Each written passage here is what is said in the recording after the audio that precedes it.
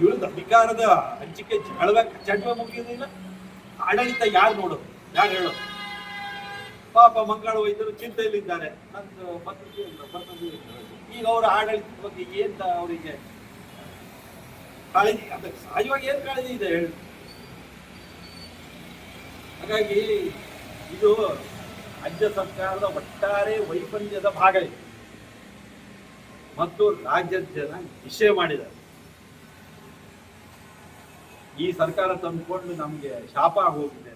ರಾಜ್ಯ ಸರ್ಕಾರದ ನಮ್ಮ ಜಿಲ್ಲಾ ಉಸ್ತುವಾರಿ ಸಚಿವರ ಕ್ಷೇತ್ರ ಇದೆ.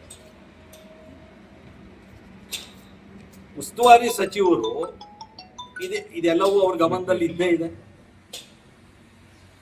ಇದೆಲ್ಲದಕ್ಕೂ ಅಗತ್ಯವಾದ ಕ್ರಮವನ್ನ ಕಟ್ಟುನಿಟ್ಟಾಗಿ ತೆಗೆದುಕೊಳ್ಳೋದಕ್ಕೆ ಅಂದ್ರೆ ಸೂಚಿಸಿದ್ರೆ ಈ ರೀತಿ ಘಟನೆಗಳು ಮುಂದುವರಿತಿರ್ಲಿಲ್ಲ. ಏನಾಗಿದೆ, ನಮ್ಮ ರಾಜ್ಯದ ಕಾಂಗ್ರೆಸ್ ಸರ್ಕಾರ, ಸಿದ್ದರಾಮಯ್ಯನವರು, ಡಿ.ಕೆ. ಶಿವಕುಮಾರ್ ನೇತೃತ್ವದಲ್ಲಿರೋ ಸರ್ಕಾರ ಅಪರಾಧಿಗಳಿಗೆ ರಕ್ಷಣೆ ಕೊಡ್ತಾ ಇದೆ. ಅವರು ರಾಷ್ಟ್ರದ್ರೋಹಿಗಳಿಗೆ, ಸಮಾಜಘಾತಕರಿಗೆ, ಭ್ರಷ್ಟರಿಗೆ ಈ ಸರ್ಕಾರದಿಂದ ರಕ್ಷಣೆ ಇದೆ ಅಂತ ಆಗಿದೆ. ಇದು ಇಡೀ ರಾಜ್ಯದ ಉದ್ದಗಲದಲ್ಲಿ ಈ ವಾತಾವರಣ ನಿರ್ಮಾಣ ಆಗಿದೆ. ಹಾಗಾಗಿ ನಾವು ಏನ್ ಮಾಡಿದ್ರು ನಡೆಯುತ್ತೆ ಅನ್ನುವಂಥದ್ದು ಈ ರೀತಿಯ ಮಾನಸಿಕತೆ ಅವರಿಗೆ ಎಲ್ಲರಿಗೂ ಬಂದಿದೆ.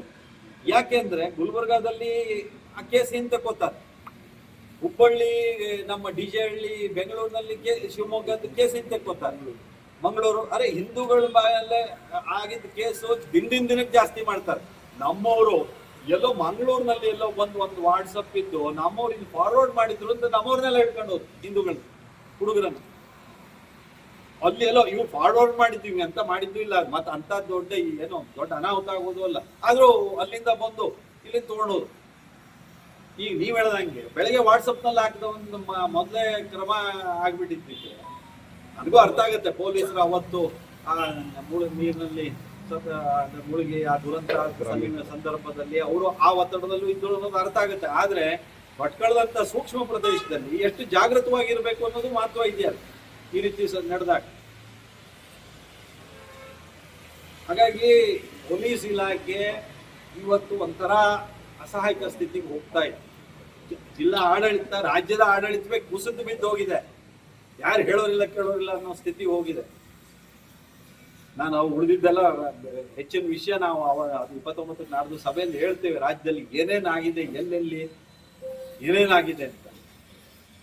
ನಮ್ಮ ಜಿಲ್ಲೆಯಲ್ಲಿ ಕಾನೂನು ಶಾಂತಿ ಸುವ್ಯವಸ್ಥೆ ಹದಗೆಟ್ಟಿದೆ, ಆಡಳಿತವೇ ಇಲ್ಲ ಅನ್ನೋ ಸ್ಥಿತಿ ಹೋಗಿದೆ, ಅಭಿವೃದ್ಧಿಯೇ ಇಲ್ಲ.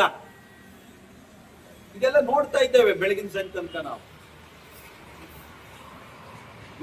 ನಿಮಗೆ ಗೊತ್ತಿದೆ ರೀ, ನಿಮಗೆ ಭಟ್ಕಳದವರಿಗೆ ನಿಮ್ಗೆಲ್ಲ ಗೊತ್ತಿದೆ. ನಮ್ಮ ಹತ್ರ ಕುತೂಹಲಕಾರಿ ಮಾಹಿತಿಗಾಗಿ ಕೂಜಳ್ಳಿ ಟೈಮ್ಸ್ ಚಾನೆಲ್ಗೆ ಸಬ್ಸ್ಕ್ರೈಬ್ ಆಗಿ, ಪಕ್ಕದಲ್ಲಿರುವ ಬೆಲ್ ಐಕಾನ್ ಅನ್ನ ಪ್ರೆಸ್ ಮಾಡಿ.